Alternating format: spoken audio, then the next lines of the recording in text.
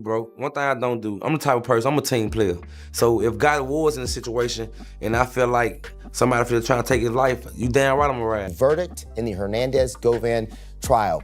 In case you missed it, that verdict came out roughly around 10:45 this morning, and it was not guilty on both counts. Hernandez-Govan was accused of being the mastermind in the death of rapper Young Dolph. He is now a free man, free to go after 2 not guilty verdicts. Hey man, I'm gonna keep this G, bro.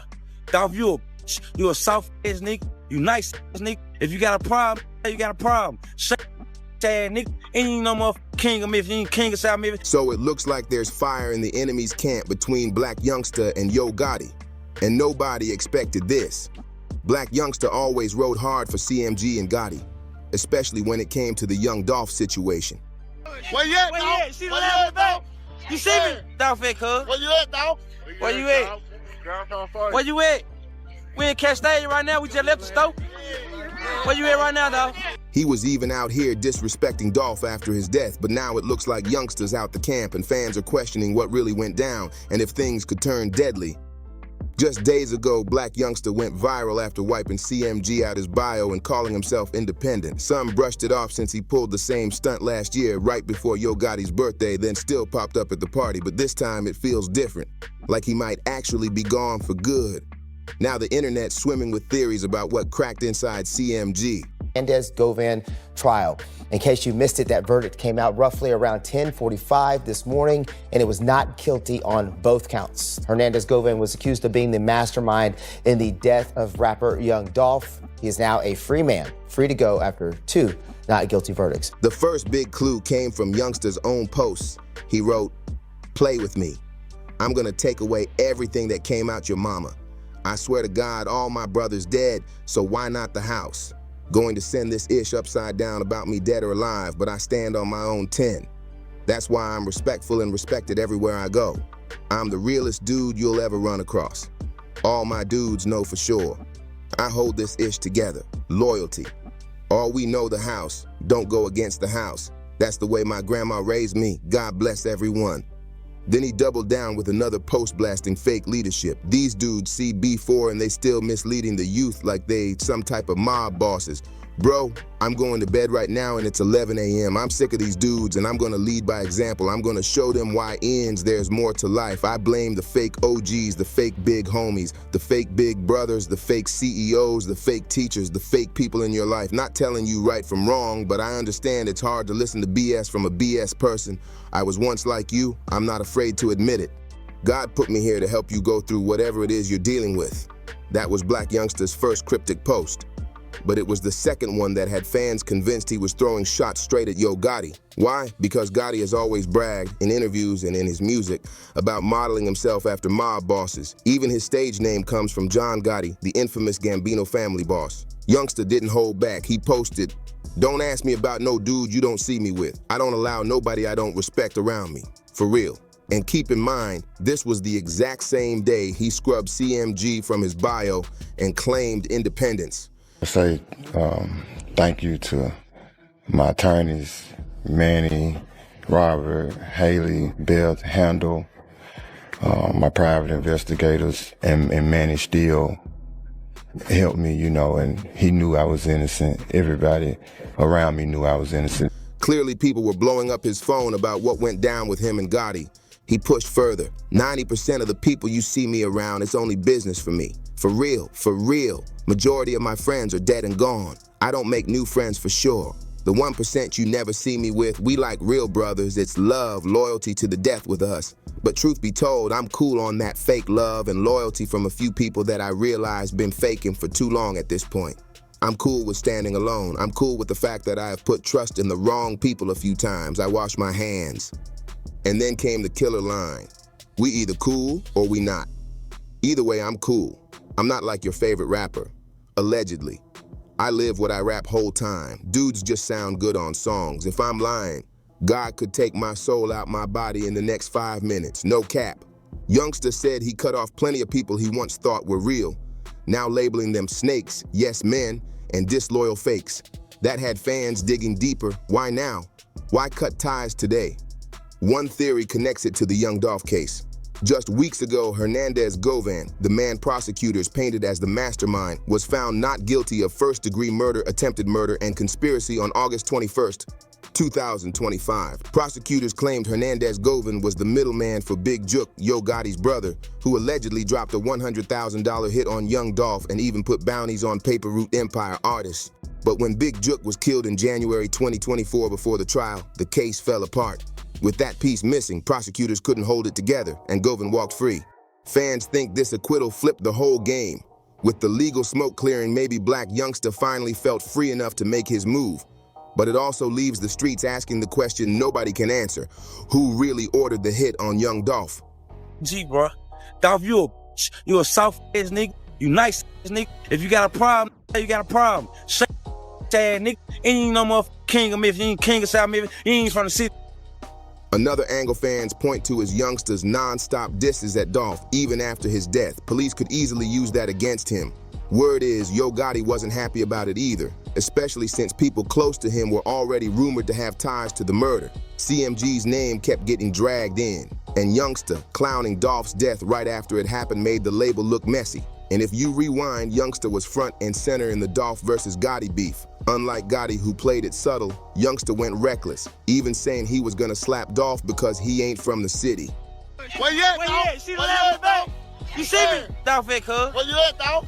Where you at? Where you at? We in Castaigne right now. We just left the store. Where you at right now, dog? Dolph brushed it off with a laughing emoji and thumbs down, but Youngsta wasn't joking. He actually pulled up to Dolph's hood in Castella, strapped with heavy weapons looking for him. When that video went viral, Dolph clapped back on Instagram, accusing Youngsta and Gotti of playing police games and trying to set him up instead of squashing the beef like men. From there, Youngsta doubled down, dropping 2 diss tracks, Shake Some and I'm Assuming. And right after Dolph's murder, Youngsta even performed Shake Some in Dallas. Fans went crazy. They called it straight up disrespectful under those circumstances. Instead of cooling off, Blac Youngsta doubled down. He shot a music video for I'm Assuming in a graveyard, rapping in front of a tombstone with the name Thornton, Dolph's real last name. Everyone knew what that meant. The backlash was instant, with fans stunned he'd go that far, especially right after Dolph's death. But Youngsta didn't flinch. On Instagram, he snapped back, "I'm the type of dude who ain't never sat back and looked for nobody to feel sorry for me." Had a hit on Dolph head or whatnot, so How do you know that Big Jook had a hit on Dolph's head? I could quit had told me about it. How much money was it supposed to be? 100,000 on Dolph head. And had you agreed to do this hit? Yes, sir. Had Justin agreed to do this hit? Yes, sir. I come from the heart of South Memphis where you get no sympathy. Don't even know what that is.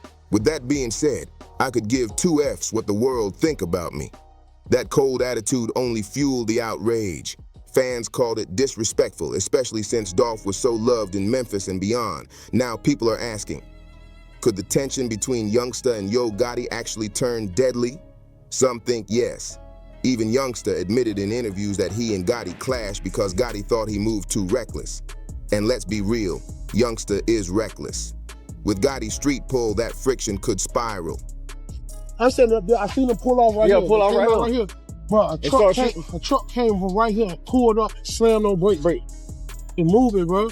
Rumors are also spreading that Youngsta might even flip. Once the common enemy is gone, crews often collapse from the inside. And in this case, that enemy was Dolph. Now that he's gone, fans think we're watching the fallout between Youngsta and Gotti in real time. The trial already showed cracks. Cornelius Smith, one of the alleged shooters, became the prosecution's star witness, pointing to himself and Justin Johnson in surveillance footage. He even testified that Big Jook, Gotti's brother, put a $100,000 bounty on Dolph. That's where Hernandez Govan came in. Cornelius claimed Govan, with alleged CMG ties, acted as middleman, but the defense tore Cornelius apart, branding him a liar, which led to Govan's acquittal. Meanwhile, Justin Johnson's half-brother, Jamarcus Johnson, pled guilty in June 2023 to 3 counts of accessory after the fact. Jamarcus Johnson admitted to helping his brother hide after the murder. And as part of his plea deal, he could be forced to testify against him. His lawyer stressed Jamarcus didn't know about the hit beforehand and wasn't there when it happened, only helping after. One thing that I know for sure, and I've been knowing it for a long time, you kill your haters with success. But to fans, that's still classic snitching to dodge a long sentence. Another crack in CMG's so-called loyalty. With Govan now free, the state's main theory about who ordered Dolph's murder collapsed. That left a gaping hole in the case, fueling suspicion and tension among old allies. Everyone's asking the same thing: who really pulled the strings and who's gonna take the fall next? The acquittal shocked Dolph's fans. Many were convinced Govan had a hand in it. They pointed to the relentless attempts on Dolph's life and couldn't believe one of the so-called masterminds walked away clean. Anger exploded online. People swore this was proof the system failed Dolph again. And let's not forget, there were multiple attempts before they finally got him. Detectives say 3 men approached him right in front of Lowell's Hollywood Hotel today, where all 4 were guests. There was a fight, young Dolph fell to the ground, and that's when one of the 3 suspects opened fire. In 2017, during CIAA weekend in Charlotte, Dolph's SUV was riddled with over 100 bullets in broad daylight, just blocks from the basketball arena. It was absolute chaos. Cars hit, shell casings everywhere. Rumors spread that Dolph had already bulletproofed his truck, almost like he knew smoke was coming from Yo Gotti's camp. Soon after, 3 men were arrested: Blac Youngsta, Frederick Black, and Avius Gardner. They faced charges for firing into occupied property and conspiracy. But when Dolph was asked about it, he barely reacted. He stayed focused on shining harder and leveling up, flexing on his enemies instead of flinching. Like you had happen to you, they have epiphanies. They have like life-changing moments. Just want to ask, has your worldview changed at all after what's happened to you? Not really. Right after the Charlotte shooting, Dolph didn't back down. He performed his Yo Gotti diss track, Play With Yo B. Then he tripled the pressure with 3 more tracks inspired by the ambush. 100 shots in Charlotte and bulletproof. But in the end, charges against Blac Youngsta got tossed. Court docs read, the only evidence tying the defendant to the offense is a suspect vehicle that was rented by the defendant. There is no evidence the defendant was driving the vehicle during the offense or even an occupant of the vehicle at the time of the offense. Memphis. You know what I mean? I help a lot of rappers from Memphis. You trying to get a verse or something from me? Mm-hmm. I don't know if I, probably didn't do that. I never done the. But the smoke didn't stop there. The second attempt came months later outside the Lowe's Hotel in Hollywood. Dolph was jumped in the valet area by 3 men, knocked down, and then shot multiple times. He was rushed into surgery and survived, but it was clear somebody wanted him gone for real. LAPD even labeled Yo Gotti a person of interest after witness statements. One of Gotti's close associates, Corey McClendon, got arrested near the scene. Police also found a gold Escalade linked to the suspects nearby, but like before, the case fell apart. McClendon walked free and nobody was officially charged. Even after coming that close to death, Dolph didn't flinch. People spotted him walking solo not long after, moving like nothing happened. His focus stayed on the bag and leveling up, not fear. Then came the tragedy that shook hip-hop forever. In broad daylight, right in his hometown Memphis, Dolph pulled up to Makita's Homemade Cookies, a shop he always supported. That's when 2 masked gunmen ambushed him outside, shooting him multiple times before peeling off in a getaway car. The entire murder was caught on surveillance cameras.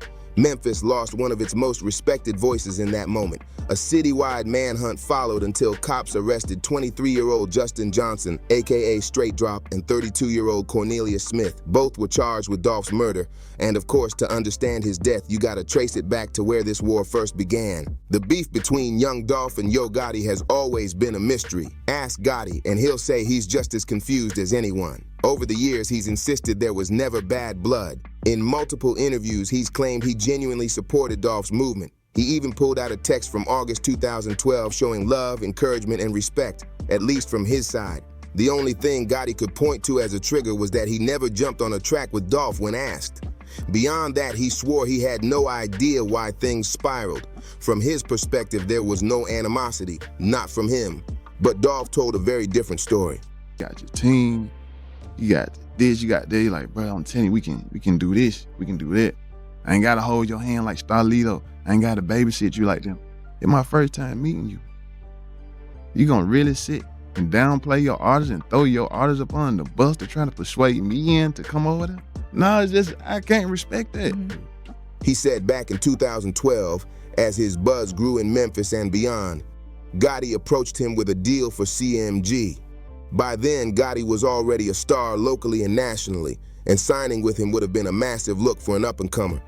But Dolph turned it down. And that's when the tension started. According to Dolph, it wasn't just the offer, but the way Gotti pitched it. He claimed Gotti trashed his own artists to reel him in, saying they weren't good enough, always needed help. But Dolph was built different.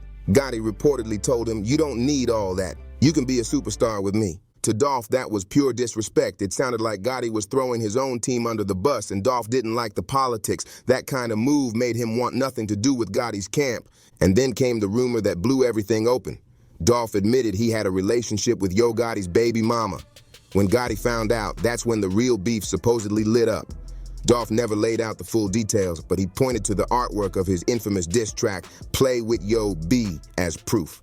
What's up, nigga? Yeah. Shout out to my nigga Young Dolph in this motherfucker. The infamous Play With Yo B cover art showed a phone screen stacked with missed calls, allegedly from Gotti's baby mama hitting Dolph. To understand how it got there, let's rewind. Back in 2010, Yo Gotti was breaking into the mainstream with 5 Star, featuring Gucci Mane, Trina, and Nicki Minaj. Memphis had a rising star, and Gotti was repping the city loud. At the same time, Dolph was just stepping in. He had dropped his second mixtape, Welcome to Dolph World, and was catching eyes. Even Atlanta names like Gucci Mane, 2 Chainz, and OJ the Juiceman started taking notice. He wasn't a superstar yet, but the buzz was undeniable. By 2012, the scene had flipped. Gotti was a certified industry name, but Dolph was closing in fast. That's when Gotti reached out to Dolph for a Memphis community show uplifting the youth. Footage shows them on stage together, the only known time they performed side by side. For a brief moment, it looked like they might be allies. That show went down in August 2012, the same time Gotti allegedly pitched Dolph on joining CMG. Gotti later said August 24th, 2012 was the last time they ever spoke. From that day forward, there were no more collabs, no public conversations. On the surface, everything looked cool, but behind the scenes, subliminal shots flew and tension built until it turned deadly. Multiple attempts were made on Dolph's life before his murder, a loss that shook Memphis and hip-hop forever. After Dolph's death, the streets moved for revenge. Anyone tied to his killing or caught disrespecting him started dropping. Yo Gotti's own brother and Blac Youngsta's brother were among the bodies. And now, with Blac Youngsta officially out of CMG, the city's watching close, waiting to see what the next bloody chapter might be.